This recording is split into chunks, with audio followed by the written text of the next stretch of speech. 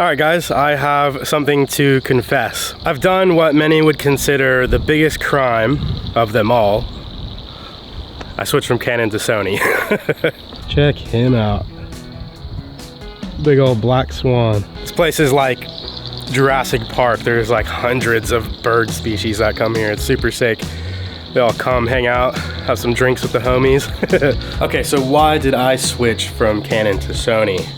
Because Canon sucks. No, I'm kidding. I love Canon. I actually never thought I was going to switch to Sony. I thought I was going to be Canon forever. Just screw everything else. But I just wanted to try something new. There was for sure something moving underneath this bridge. For sure there's a crocodile somewhere amongst all of this. So if you didn't know already, I had the Canon R6 for 2 years before I got this camera, and the Canon R6 is still a phenomenal camera. I was just working on a 2-year review on that camera, so that'll be out soon. Phenomenal camera, love it. Had no problems with it. Well, I had like minor problems with it, but it was still such a great camera. And I just felt after a couple years, I just wanted to try something new, and I wanted to take the dive into something I thought I would never do, which was switch to Sony. It seems ridiculous, but yeah, it's true. And I chose the A7 IV because essentially it's the same as the A7S III and the FX3. The image quality looks the same, except it's just missing the 4K 120, and the 60p is cropped, which isn't a big deal for me because usually 60p I'm shooting slow-mo, I'm zoomed in, so the crop, if anything, helps me because I'm using a prime lens. And honestly, I mostly just shoot 24 frames per second. Even the films that I shoot, I'm not shooting very much slow-mo, so yeah, I'm quite happy with this camera, and I wanted to invest more of the money in lenses, and that's another thing. I want to experiment more with just using prime lenses, so that's why I got to the Sony 20mm 1.8, and I'm running late for a job, so we'll continue this later.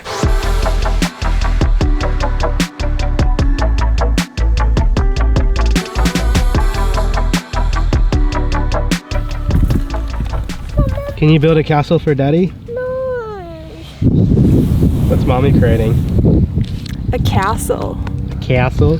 Castle. It's a castle, not a castle. So am I regretting switching to Sony? Am I missing anything about my Canon R6? To be honest, no. I will say that I do like Canon menus a whole lot more than Sony, but I am starting to understand Sony's menus and all that, getting myself familiar. It just took a little bit more time to get familiar with the menus. For Canon, it's kind of like, it's just really easy. I don't know what it is. And it was obviously nice that the Canon R6 didn't have 60p cropped in, but like I said, it's actually to my advantage now because I'm using a prime lens. So it actually works out better for me with this camera and this lens. But that's all I really can think that I would miss about the Canon camera. Okay, so the things that I'm loving so far with the Sony is the custom dials. Didn't have that on my R6, and I forgot how useful it is and how easy and convenient it is to have custom mode dials. And one of the things that really always turned me on with Sony's is I feel like the dynamic range and the highlights are better than Canon. That was one thing that I could always tell. So if anybody was doing a Canon versus Sony comparison, I would just check the highlights in the sky. If the highlights looked a bit more blown out, it was usually the Canon. There's still so much more I have to learn about this camera, still so much more I have to try, and yeah, I'm excited for the Sony journey moving forward. Will I go back to Canon? Yeah, probably one day. I mean, I love Canon cameras and all that, but I'm happy to try something new.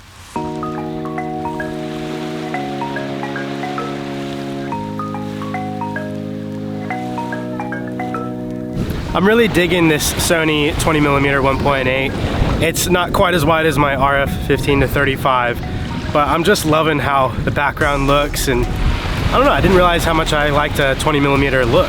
I definitely have to hold my arm out further when I'm vlogging, because with the 15 I could, you know, hold it right here and still like see everything. With the 20mm I have to pretty much keep my arm fully reached out, so getting used to that, but I really love the way this lens looks. And it's a lot cheaper than the Canon RF system. You go somewhere else, bud? A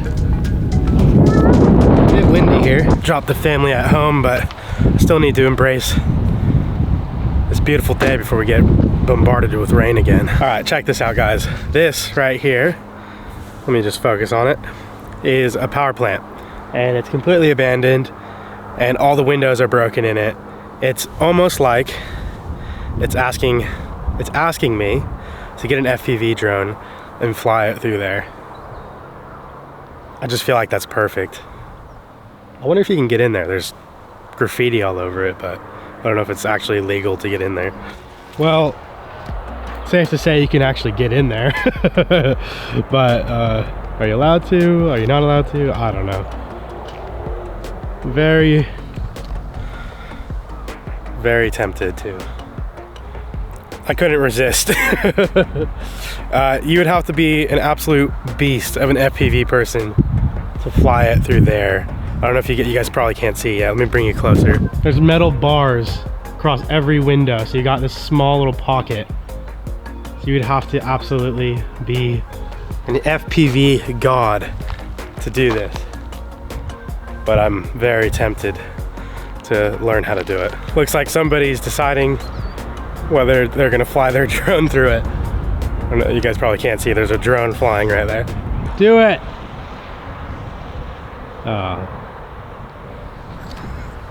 Flew away.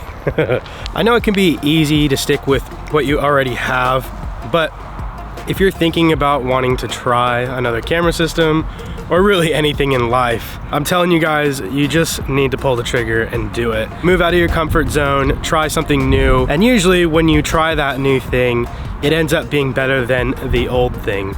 And regarding to cameras, that doesn't necessarily mean switch your Canons in for Sonys. Maybe some of you have Sonys that maybe should try Canon, or maybe we should just all stick with the gear we have and focus on telling better stories. I don't know, but I wanted to try the Sony. I wanted to dive into something new and keep the filmmaking fresh and fun.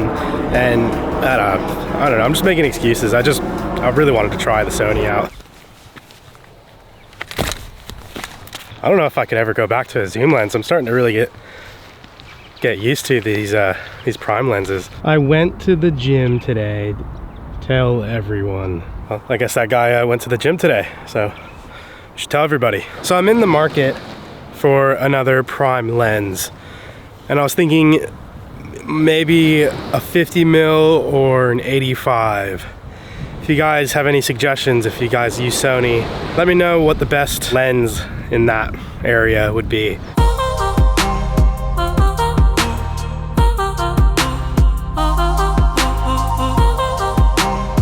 This place is pretty sick. I'm gonna have to come back here and do some more shooting. It's got character, it's got style. So what's your guys' opinion? Did I screw up choosing Sony? Should I stayed with Canon, stayed with the R6? Personally, I'm really happy with the choice I made, and I'm excited to make more films without the sky being blown out. Nah, look, the Canons are great, and if you know how to expose properly, you're mostly not gonna deal with the blown out skies, but I just noticed with the type of content I make, the run and gun content, a lot of the sky is blown out in a lot of the footage, and yeah, even when I do expose properly, I think the Sonys have a bit better dynamic range. So that's my rant over. Let me know what you guys think in the comments, and I'll see you guys in my next video. Peace.